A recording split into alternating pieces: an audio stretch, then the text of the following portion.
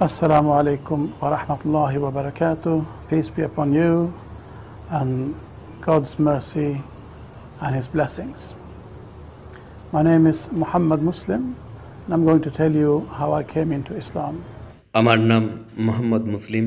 আমি আপনাদেরকে আমার ইসলাম গ্রহণের কাহিনী বলতে যাচ্ছি। আমি বড় হয়েছি সুইডেনে, জন্ম 50-এর দশকের শেষের দিকে। আমি বড় হয়েছি বেশিরভাগ মানুষের মতোই, ধর্মের কথা খুব একটা বেশি ভাবনা চিন্তা না করেই। কিন্তু যখন আমি আরও একটু বড় হলাম, প্রায় 20-21, আমি ভাবতে শুরু করলাম সারা দুনিয়া জুড়ে যা কিছু ঘটছে মনে হচ্ছে সব কিছুই যেন তাৎক্ষণিক লাভের জন্য ঘটানো হচ্ছে, মানবজাতির ভবিষ্যতের কথা না ভেবেই। আর আমি খুবই দুশ্চিন্তায় পড়ে যেতে শুরু করলাম তৎকালীন দুনিয়ার অবস্থা দেখে। আর সত্যিকার অর্থে আমার নির্দিষ্ট কোনো ধর্ম না থাকায় বা ধর্মের প্রতি কোনো আগ্রহ না থাকায়, বরং বলা যায় বাস্তবে ধর্মের প্রতি ডিসইন্টারেস্টেড ছিলাম। তো আমি শুরু করলাম ভাবনা চিন্তা করা, জীবনের আসলে অর্থ কী, মৃত্যুর পর কী ঘটে ইত্যাদি অস্তিত্ব নিয়ে বড় বড় প্রশ্ন। আমি অবাক হয়ে যাচ্ছিলাম, ভেবে যাচ্ছিলাম। আর সেই সময়কালে আমার মনে হয় আমি আমার বন্ধুবান্ধবদের থেকে দূরে সরে যেতে থাকলাম, আর তাদের সাথে করা হই হুল্লোড় থেকেও। আর বহু ভাবনা চিন্তা করার পর আমি কয়েকটা সিদ্ধান্তে এসে পৌঁছালাম। সেগুলোর মধ্যে একটা হলো, একটা সত্য থাকতেই হবে, এটা হতেই পারে না যেমন কিছু দার্শনিক বলে থাকে প্রত্যেকটা মানুষ যেটা ভাবে সেটাই তার জন্য সত্য। না, বাস্তবতাকে মাত্র একটাই হতে হবে। কিন্তু সেই রিয়ালিটিটা কি আমার কোনো আইডিয়া নেই। কিন্তু এটা আমি ভালোভাবেই বুঝে গিয়েছিলাম, সত্য মাত্র একটাই। সারা দুনিয়াও এটা না বুঝতে পারে, হয়তো কিছু মানুষ বুঝলো, কিছু জন নয়, তবে আমি বুঝতে পারিনি। আর আমি আরও ভাবলাম যে এই সমস্ত প্রশ্ন যেগুলো আমার মাথায় ঘুরছে সেই সবের উত্তর মাত্র একটাই। আর এই একটাই উত্তর হবে এতটাই সিম্পল, যেমন 1 আর 1 মিলে 2 হয়, তার থেকেও সিম্পল। কিন্তু এরপর আমার মনে হলো যেন আমার সামনে একটা প্রাচীর। শুধুমাত্র ভাবনা চিন্তা দিয়ে আমি আর অগ্রসর হতে পারছিলাম না। By pondering and wondering by myself, আমার মনে হচ্ছিল আমার বাইরের কোনো সাহায্যের প্রয়োজন। মনে হচ্ছিল একটা প্রাচীর যা আমি অতিক্রম করতে পারছিলাম না। তো যাই হোক, এই মানসিক অবস্থায় আমি চতুর্থবারের জন্য কলেজ ত্যাগ করলাম। আর আমি সুইডেনের উত্তরাংশে চলে গেলাম, যেখানে আমার বোন আর বোনের স্বামীর একটা ফার্ম ছিল। সেখানে তারা প্রাকৃতিক জীবনযাপন করত। এটাকে বলে গ্রিন ওয়েভার। যেমনটা 70-এর দশকে জীবনে সবুজায়নের একটা বিপ্লব ঘটেছিল, মানুষ আরও বেশি প্রাকৃতিক জীবনের দিকে ঝুঁকে পড়ার চেষ্টা করছিল। উত্তর সুইডেনে তাদের একটা ছাগলের ফার্ম ছিল, খুবই ট্র্যাডিশনাল ওল্ড ফ্যাশন জীবন। আমি তাদের সাথে জীবনযাপনের জন্য চলে গেলাম, আর পাহাড়ের জঙ্গলে একটা কুঁড়েঘর দেখতে পেলাম। আর সেখানে আমি একাই থাকা শুরু করলাম। মাঝে মাঝেই আমি আমার বোনের কাছে আসতাম, কিছুটা সঙ্গ, কিছুটা খাদ্যের জন্য। আর একদিন যখন আমি আমার বোনের বাড়িতে বসেছিলাম, একজন মানুষ দরজা দিয়ে প্রবেশ করলেন।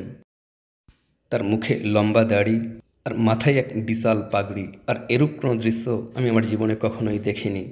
আমি জীবনে কখনো ইসলামের কথা শুনিনি। কেউ যদি প্রশ্ন করত ইসলাম কি, মোহাম্মদ কে, কোরআন কি, এসব নিয়ে আমার কোনো প্রকার আইডিয়া ছিল না। তো যাই হোক, মানুষটা ভিতরে এলেন আর আমরা জাস্ট গল্প করা শুরু করলাম।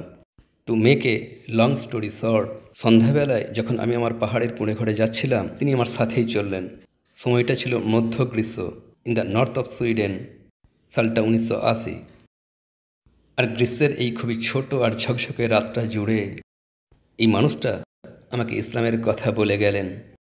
তিনি কি বলেছিলেন আমার আর ঠিক মনে নেই, কিন্তু মনে আছে সেই প্রভাবটা যেটা তিনি আমার উপর ফেলেছিলেন। আমার এই ধারণা হলো যে এই মানুষটা, তিনি ছিলেন আমার থেকে অনেক বড়। তখন আমার বয়স 21, তিনি সম্ভবত মধ্য 40-এর মানুষ। বলা যায় আমি তাকে এই প্রশ্নটা করতে বাধ্য হলাম, আপনি এই দেশে এত দিন ধরে আছেন, তাহলে কিভাবে আপনি এত নরম একটা অন্তর পেলেন? Now, this must be rather a strange question to ask someone that you have known for a total of a few hours, but his answer was even more strange. এটা অনেকটা অদ্ভুত এক প্রশ্ন, এমন কোনো মানুষকে এই প্রশ্নটা করা যার সাথে আপনার পরিচয় মাত্র কয়েক ঘন্টা আগে, কিন্তু তার উত্তর ছিল আরও বেশি অদ্ভুত। তখন তিনি বললেন, আমি জানি না তোমাকে বোঝাতে পারবো কিনা, তবে আমি তোমাকে হয়তো তা দেখাতে পারি। আর তিনি দাঁড়িয়ে পড়লেন। সেখানে আমার ছোট্ট কামরাটাতে, দেখুন এই কোণে ঘরটাতে একটাই মাত্র রুম ছিল। তিনি সেখানে দাঁড়িয়ে পড়লেন আর কোনো প্রকার হেজিটেশন ছাড়াই তিনি আজান দেওয়া শুরু করলেন। আজান। আর তারপর তিনি শুরু করলেন নামাজ পড়া। এখন আমি জানি এটা ছিল ফজরের নামাজ। সারা রাত ধরে কথা বলার পর নিশ্চিত রূপেই ছিল এটা ফজরের নামাজ। আর আমি যখন সেখানে বসেছিলাম, my little kitchen, traditional Swedish kitchen settee of a wooden settee, I was sitting there cross-legged in a corner of the settee. তিনি আমার সামনেই নামাজ পড়ছিলেন এই বিষয়টা আমাকে দেখাতে, এই কঠিন শীতল দুনিয়াতে অন্তরকে কিভাবে নরম রাখতে হয়। But it was so powerful, it was overawing. Out of awe, I was not even able to watch. I had to lower my gaze.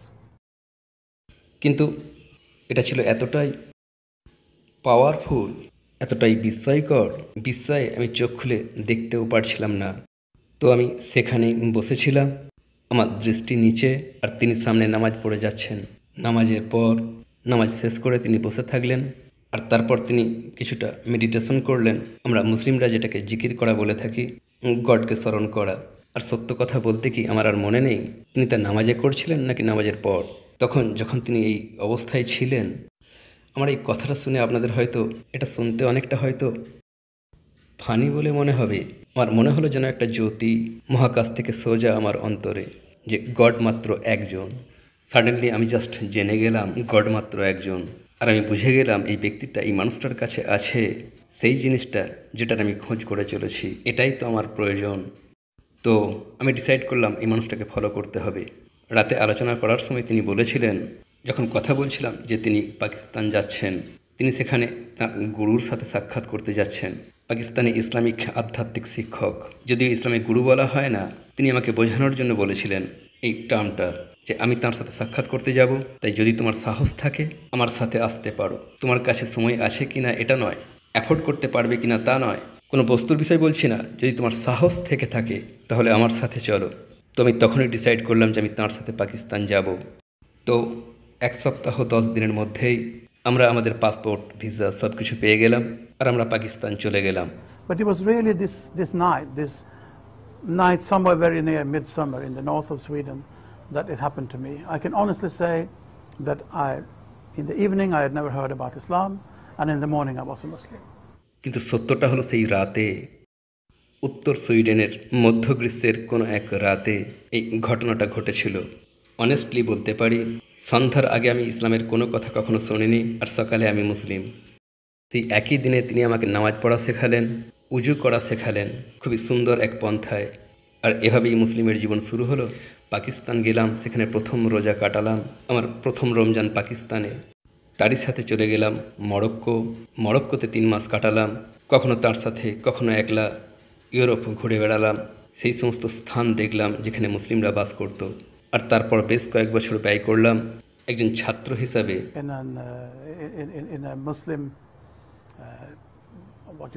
মাদ্রাসায়।